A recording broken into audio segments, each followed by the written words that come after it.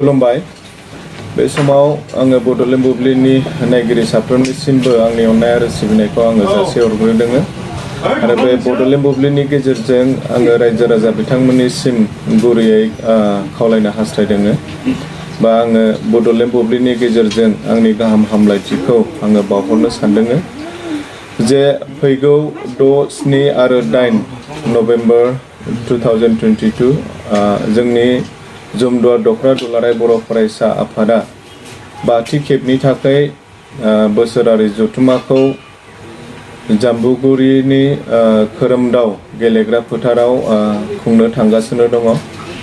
दा बे जुमदुवार दखरा दुलाराय बर' फरायसा आफादनि जे बोसोरारि जथुम्मा बे सानथामनि हाबाफारिखौ लानानै जोङो बेवहाय खुंनो थाखाय लाहार फाहार खालामदों आरो बेवहाय गोबां बेबायदि माखासे लाइमोनफोरखौ लानानै माखासे एक्टिभिटिसफोरखौ दोननाय जादों जेरै बेवहाय हिन्जावसाफोरनि थाखाय काबादि, हौवासाफोरनि थाखाय भलिबल गेलेनाय गिबि सानखालिनिफ्रायनो बेयो जागायगोन।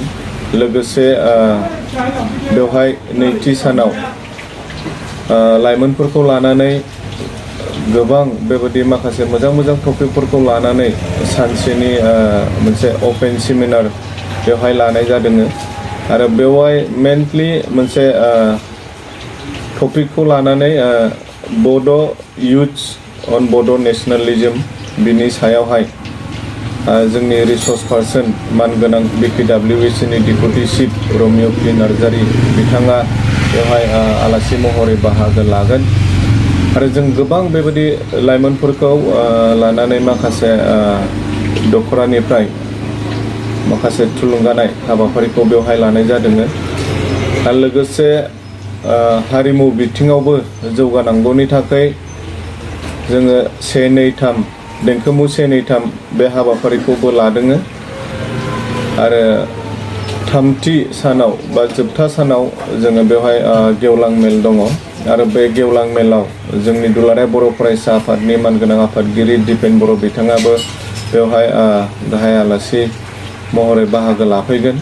लोगोसे जोंनि बिटिआरनि चिफ प्रमद बर' सार बिथाङाबो फैगोन आरो जोंनि ओनसोलनि गोबां मानगोनां लकेल MLAजों लोगोसे EM बिथांमोन, MCLA बिथांमोन आरो गोबां बेबादिनो जोंनि लकेलनि इन्टेलेक्सुयेल्स बिथांमोनाबो बे हाबाफारियाव बाहागो लागोन।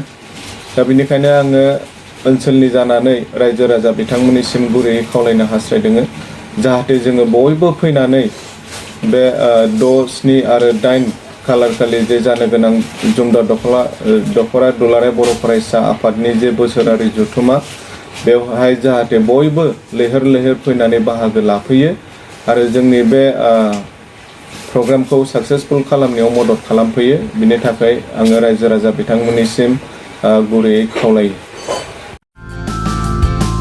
बाजाज कम्पानिनि गुबुन रोखोमनि बाइक सालायनो मोजां मोनग्राफोरनि थाखाय गोजोनथाव खौरां। उदालगुरि जिल्ला रौतायाव थानाय ब्रह्म अट'मबाइल्स बाजाज शोरूमआ लाबोदों नोंथांनो खालि फुजानि दामाका स्पेशल अफार। खेबसेनो रां होना बायथारनायजों लोगोसे बेयाव फाइनान्सनि सुबिदाखौबो लानो हागोन। खोब खम बेसेनाव एबा 15,000 डाउन पेमेन्ट होनानै नोंथाङा बाजाज कम्पानिनि गुबुन रोखोमनि बाइकखौ लानो हागोन। गोबांथार फोरमानलाइसि होनांगौनि गोनांथि गैया। बाइकजों लोगोसेनो फुजानि गोबांथार गिफ्टबो मोननो हागोन। गिफ्टआव थागोन हेलमेट गंसे, 3 लिटार पेट्रल आरो मोनसे गोसो बोगथाबनो हानाय अनथोब। बे स्पेशल अफारा 24 अक्ट'बरनिफ्राय 31 अक्ट'बरसिम सोलिगोन।